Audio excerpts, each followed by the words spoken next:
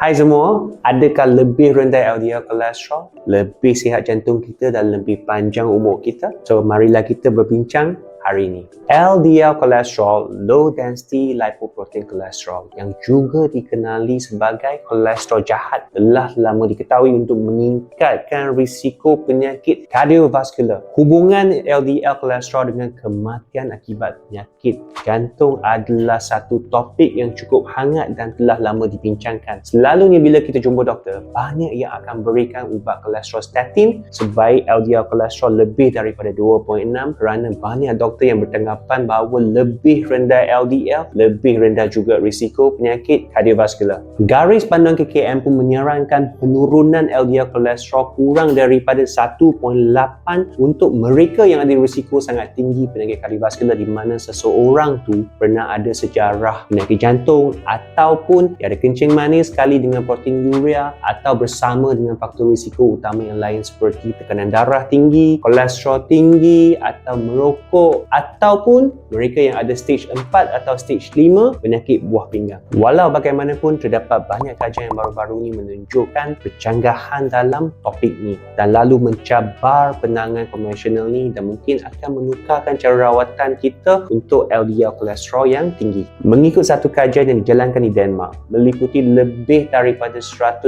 orang individu mendapati hubungan berbentuk U antara kadar LDL kolesterol dengan kematian yang disebabkan oleh semua sebab all cause death, termasuk kanser, jangkitan, penyakit kardiovaskular dan juga lain-lain. Kajian ini menunjukkan bahawa kadar LDL yang terlebih rendah kurang daripada 1.8 dan terlebih tinggi lebih daripada 4.9 dikaitkan dengan peningkatan kematian secara keseluruhan. Yang menarik, risiko kematian keseluruhan paling rendah diperhatikan pada kadar LDL kolesterol 3.6 yang lebih tinggi daripada apa yang sering dianggap optimum, baik 2.6.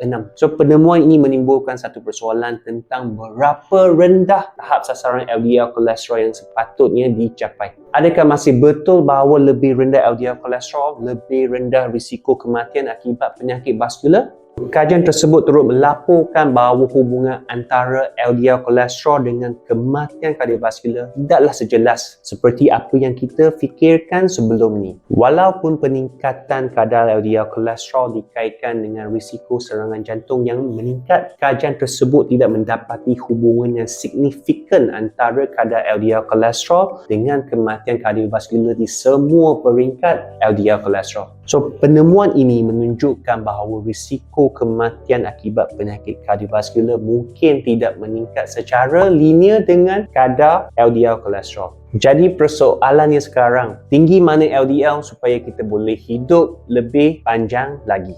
Untuk orang yang sihat tanpa sebarang risiko penyakit jantung, saya cadangkan supaya maintain LDL kolesterol pada paras 3 hingga 3.6. Jangan dengar kata-kata kawan ataupun sesetengah orang di mana lebih rendah LDL mesti lebih sihat jantung kita. Dan saya tahu ada setengah orang yang mudah terpengaruh oleh kawan membeli ubat kolesterol statin sendiri untuk menurunkan paras kolesterol mereka. Jadi jangan lagi beli dan amalkan ubat kolesterol sendiri. Tetapi untuk mereka yang mempunyai risiko tinggi menghidapi penyakit kardiovaskular, saya masih sarankan mereka untuk mengikut garis panduan yang ditetapkan oleh Kementerian Kesihatan Malaysia kerana golongan ini mempunyai risiko yang lebih tinggi untuk mengalami komplikasi dan kematian akibat penyakit kardiovaskular berbanding masalah kesihatan yang lain. So, sekarang mungkin korang akan tanya, bukankah kajian menunjukkan kadar kematian lebih tinggi kalau LDL kurang daripada 1.8 atau lebih rendah lebih tinggi kadar kematian? Jadi masihkah saya kena makan ubat dan turunkan kurang daripada 1.8 kalau saya jatuh dalam kategori risiko penyakit kardiovaskular tinggi? So, pada pandangan saya, untuk golongan ini di mana mereka mempunyai risiko penyakit kardiovaskular yang sangat tinggi, kebarangkalian mereka mengalami kematian yang mungkin disebabkan oleh penyakit kardiovaskular adalah jauh lebih tinggi daripada kematian yang mungkin disebabkan oleh penyakit lain. Jadi tak salah kita kontrol LDL kurang daripada 1.8 tetapi cuma apply untuk golongan ini sahaja. Jadi ingat, Tiada pun satu sasaran paras kolesterol yang standard untuk semua dan mesti mengambil kira profil kesihatan keseluruhan seseorang tu. Selain kontrol kolesterol, jangan lupa amalkan gaya hidup yang sihat, makanan yang sihat, berhenti merokok, kontrol berat badan dan lain-lain ni adalah lagi penting untuk nak improve kesihatan keseluruhan kita. Save video ni as favorite dan share kepada rakan-rakan korang yang perlukan.